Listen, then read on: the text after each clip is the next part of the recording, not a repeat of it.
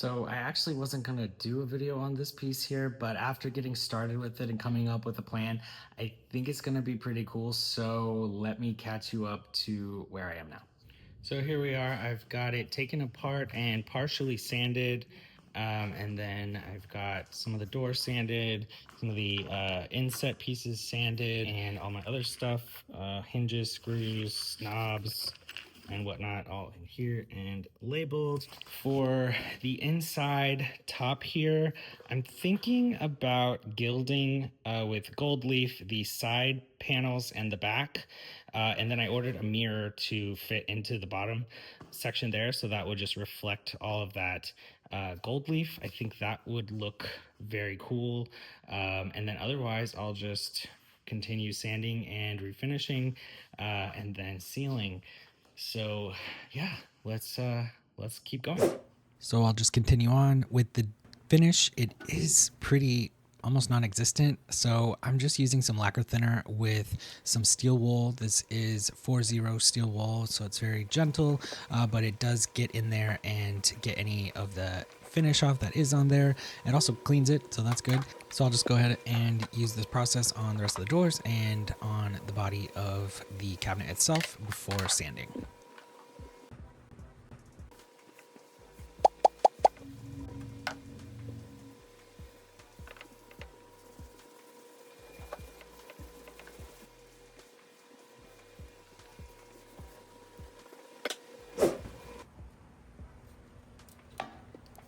To address the trim pieces with the fluting and the little grooves, I'll just decant a little bit of the lacquer thinner into a cup, and then I can dip my silicone bristle brush in that and scrub away at the finish in the little crevices.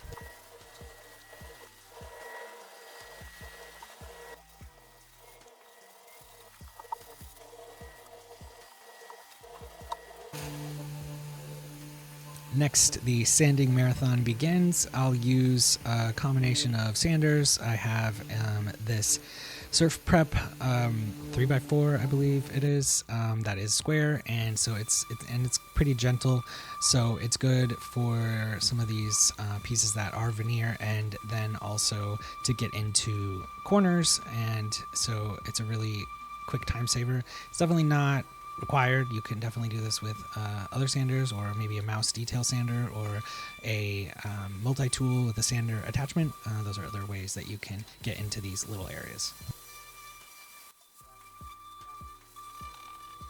Because there was pretty much no finish on here, I am starting with a 120 grit, and then I will finalize my sanding with a 180. So you'll see me switch out different pads as well. So this one has the rounded profile trim on the inside of the border of the door. So I'm just using a soft attachment, soft abrasive attachment to get those areas. As far as wood species goes, I believe that the main veneer areas on this cabinet are mahogany. I'm not sure if these boards on the edges of the doors, and then also the base of the cabinet and the fluted trim, vertical trim pieces, I'm not sure if those are mahogany as well. You'll see a close-up of the base when I sand it here shortly, and if you happen to know, that would be great if you could let me know in the comments. Thanks.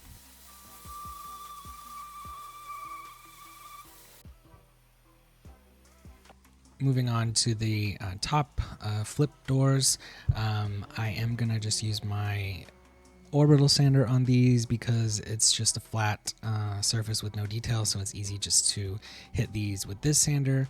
And then once I do that, I'm going to address the scratches in these tops. As you can see, both of them have pretty deep scratches, so what I'm going to try and do is the old irony trick that you see me do in other videos.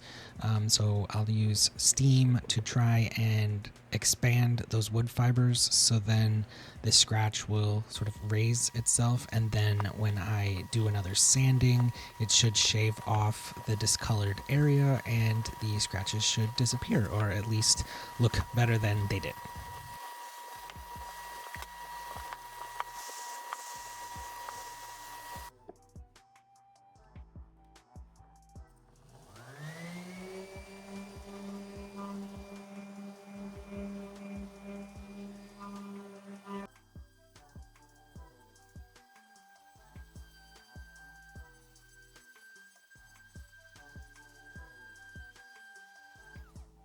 That first round didn't quite do the trick, so I'm just gonna hit it one more time and see if that helps.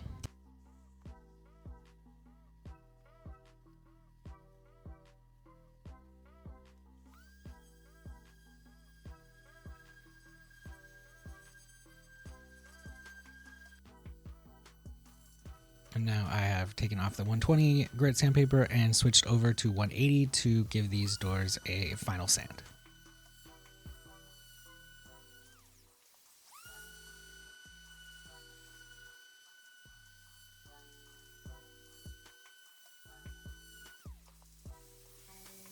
Next, I'll move on to the body of the cabinet. I'll use my 5-inch orbital sander to go over the main flat areas, being careful not to burn through the veneer. So I'm trying not to push too hard or stay in one spot too long, or on the edge. I want to be careful not to let my sander tilt, which you will easily burn through the veneer that way. Oh, here's the base I was talking about. Here's a close-up of it. I'm not thinking this is mahogany, solid mahogany. And then for the corners, I'm just gonna get in there with my surf prep and finish off the job.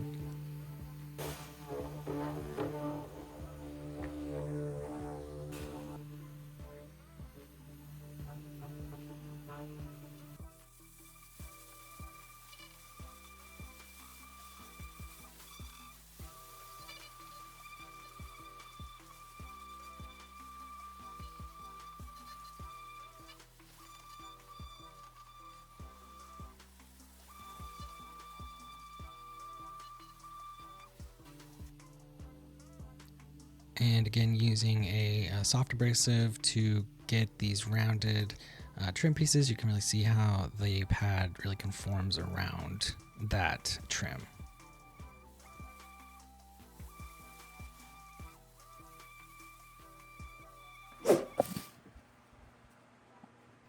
I would say the sander gets you about 90% there maybe, and the next 10% is good old-fashioned elbow grease. So I'm using a sanding contour little tool to wrap my sandpaper around it and get into the corners. I am going to stain this a pretty dark color, so I'm not too concerned if some of the dark stays in the very, very crevice areas. I think that will just add some dimension to it. But if I was going to go lighter or maybe do a tan wash or something, I would want to get all of that out. And then finally doing my last sanding with 180 across the entire body of the cabinet.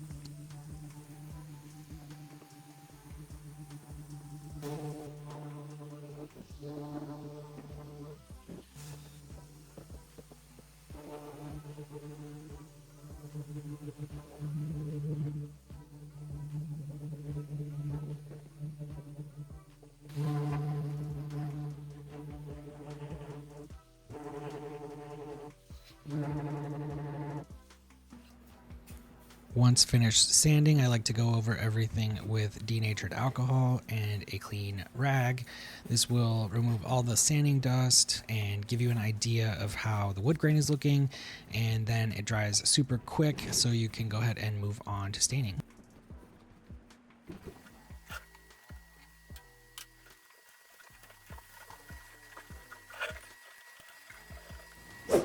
And that's when I realized I was out of the stain that I wanted to use, so I headed over to my local store and picked up some gel stain by General Finishes in the color Java. I really like their gel stain because it's nice and thick and it's easy to use. It doesn't run everywhere and it gives really good coverage. To apply this gel stain, you'll just add a little bit of the stain to your cloth or onto your piece, and then you will apply it in circular motions, rubbing it into the wood grain, and then I like to finish off just doing strokes in the direction of the wood grain and then coming back within a minute or so and wiping it back.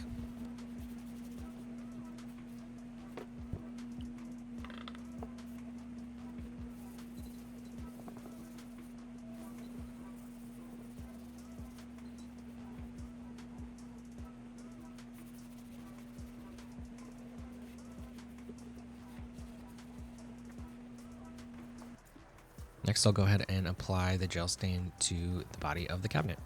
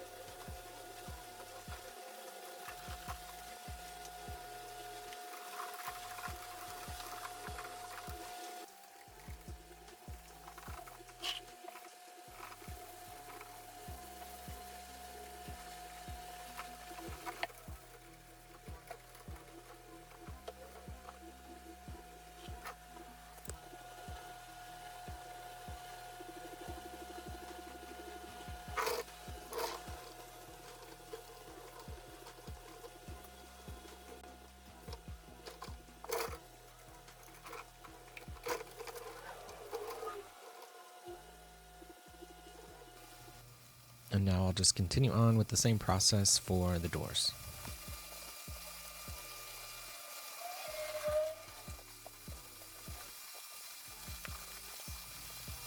You do want to make sure that you get this gel stain out of all of the corners. It is very thick and takes a while to dry, so if you do leave sort of a thicker layer in some areas, it may not dry at all, so you do want to make sure to wipe back as much of the excess as you can.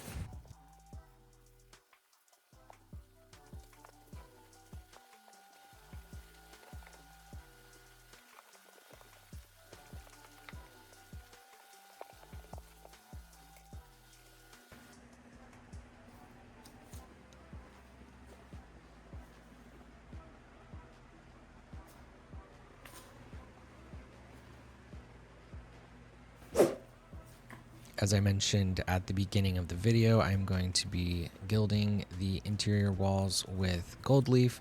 So I'm just going to tape off the areas that I don't want the gold leaf on so that when I remove it, it will be a nice crisp edge.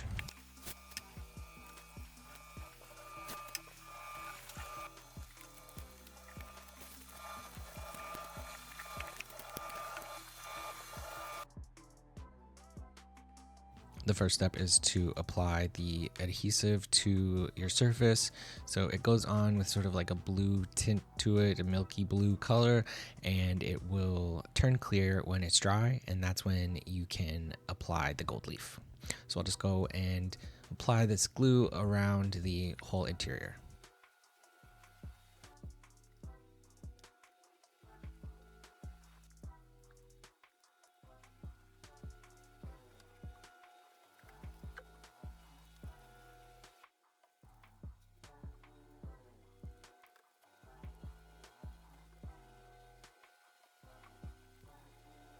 The adhesive does dry pretty quickly, so you can see I've made my way around, and the area that I started on the back there is now clear. So it is now time to apply the gold leaf. It comes in packs of several sheets, and it's very, very thin and delicate. And so you'll just try to apply it to the glued surface in a nice flat sheet, and then you'll take your brush and just brush it out. This will adhere it to the glue, and then it will also flake off any of the gold that is not adhering, and you'll just move on with your next sheet, overlapping your first one just a little bit, and then pieces are going to fall off and it's going to break, and you'll just stick it on there and brush it until it looks good. This is my second time attempting gold leaf. They do say it is traditional to paint behind the gold leaf with a red ochre color. I watched some videos about that, and the consensus seemed to be that it really doesn't make a difference. So I opted to skip that, but you can paint behind either gold or black or this red ochre color.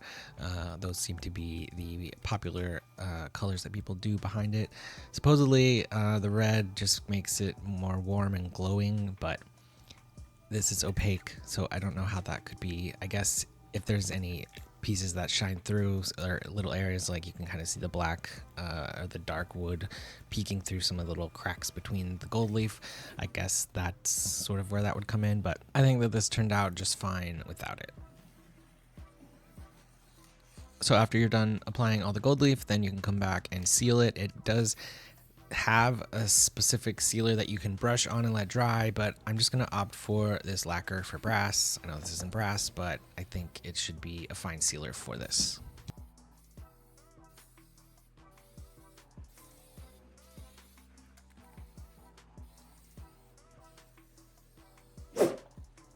Now you may have noticed this missing piece of trim during the video, and now is the time when I'm going to address it. So I'm going to make a mold of the opposite side so that I can create the missing piece. I'm going to use the silicone putty that you've seen me use before. It comes in two parts, A and B. You just portion out somewhat equal amount and you'll just work it together until it is uniform in color, and then you can use it for your mold. The directions say to first apply a very thin layer so that you can get all the details of the piece that you're taking a mold of, and then you can come back and put more on top to thicken it up and make it durable so when you pull it off it doesn't break. So after about 30 minutes it is ready to go, so I'm coming back and removing it and checking out how it did. Looks pretty good. So I will use Bondo to fill it with. You're probably familiar with this product. It's a two-part filler, and you just portion out a little bit of the putty and add some of the hardener to it and mix it together until it's a uniform color, and then I will use that to fill my mold. You probably also noticed this horrendous back panel, which I will address using some black paint.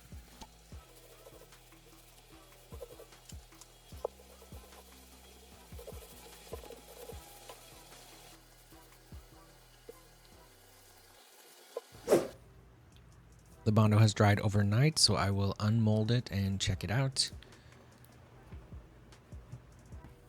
Not too bad, a couple bubbles, but nothing too crazy.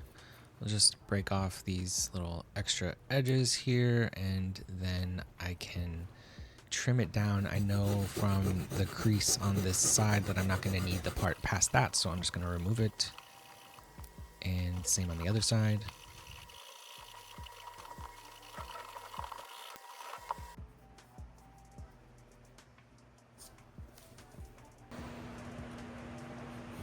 And then because I only need one of the levels here, I need the bottom one, I will cut the top one off.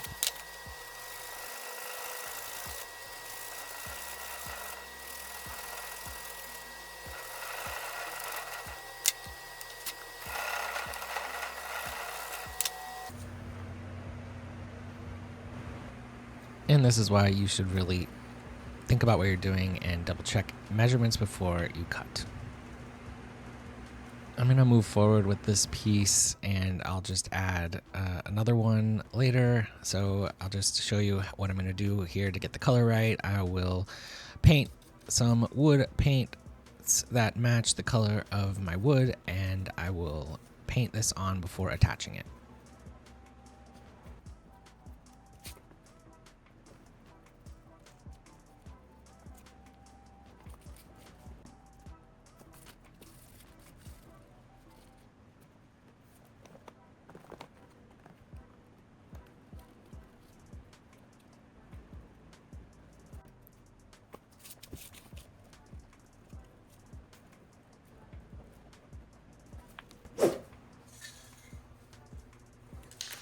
The attachments for the doors didn't take the stain super well, so I'm gonna use some dark walnut toner just to even things out.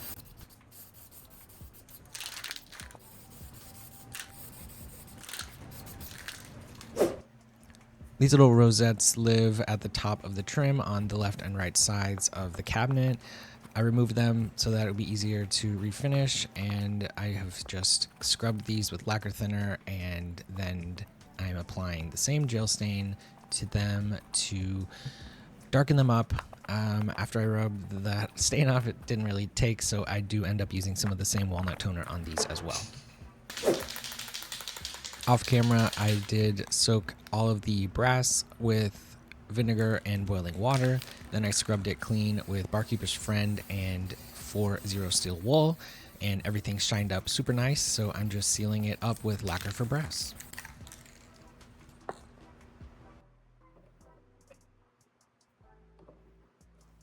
After letting the lacquer dry for a couple hours, it's time to reinstall everything.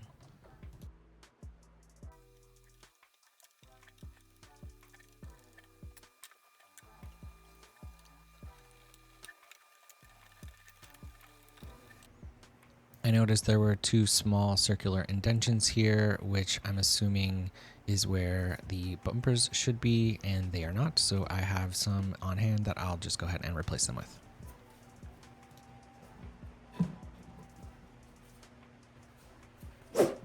For the inside of the doors and the cabinet, I will use some restorative finish in the color dark walnut to sort of freshen these up. So I'll just apply with the same 40 steel wool, and I do let it sit for just a minute or two to penetrate, and then I wipe back the excess.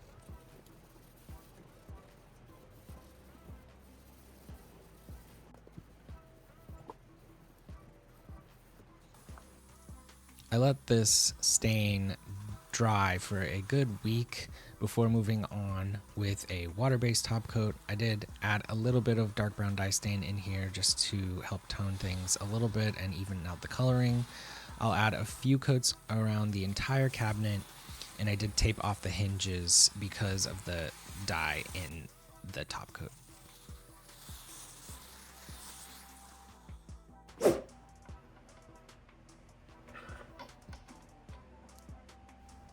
Now it's time to add the jewelry.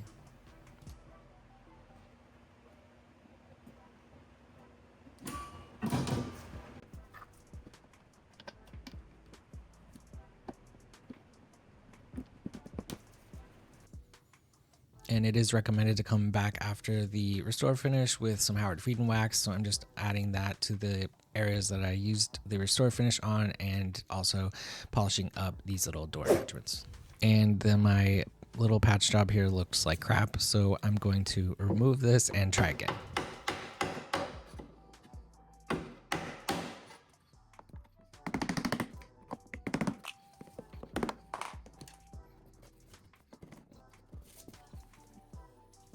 This time I'm going to use quick wood epoxy putty. So this is moldable, so I don't have to use a mold itself. I can just cut some of this off and then mix it together before rolling out a little stick so that I can replace the piece that I tried to patch before.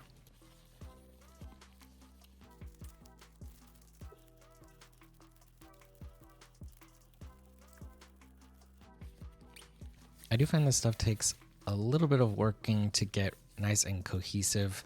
There seems to be the outside part seems to be crunchy and hard until you really mix it together enough, and so you don't see those little brown specks in it anymore. That's when I know I'm ready.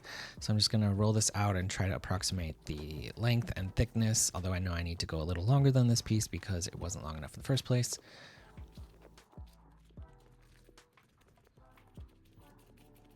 I'm also leaving it a little thicker than I need it because I know I'm going to need to push it into the area, and that will compress it a little bit, so I don't want to make it too small. So just measuring the area and getting the piece ready to go.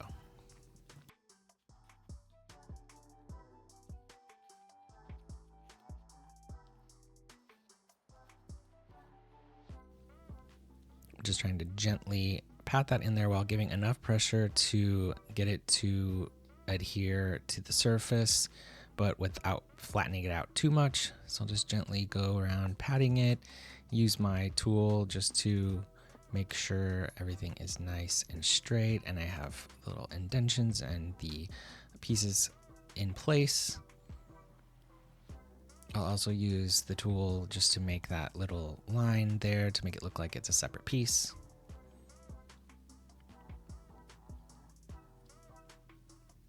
And then I'll let that dry overnight. And now next day I'm coming back and just sanding it smooth before trying to paint it to match.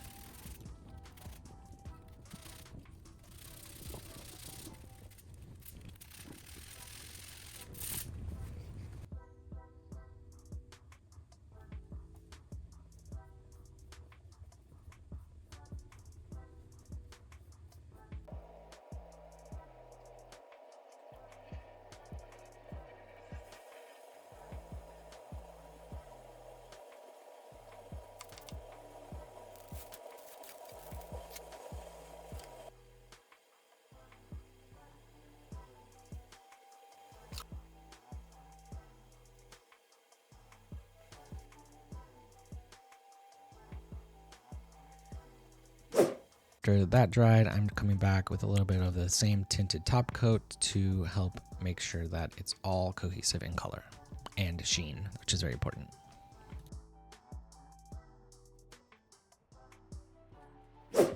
And this is what it looks like after it's dried. It's a little wonky, but I think it looks a lot better than my previous try. All right, let's take a look back where we started. This little cabinet was really cool. It just was a little tired, a little dusty, a little dirty, and needed a refresh and a glow up. And this is the result. I am really happy with how it turned out. I think the color is pretty close to the original, which is kind of what I was going for. I wanted a dark wood tone. I am super stoked that my vision for the inside of the top came to life with the gold leaf and the mirror. I think it looks great. I did replace this lock down here, so it is a working lock with a latch on the other door. I'd love to hear what your thoughts are. Do you like the gold leaf? Let me know in the comments. And as always, thank you so much for watching. If you like this video, then check out some of my others. See you next time.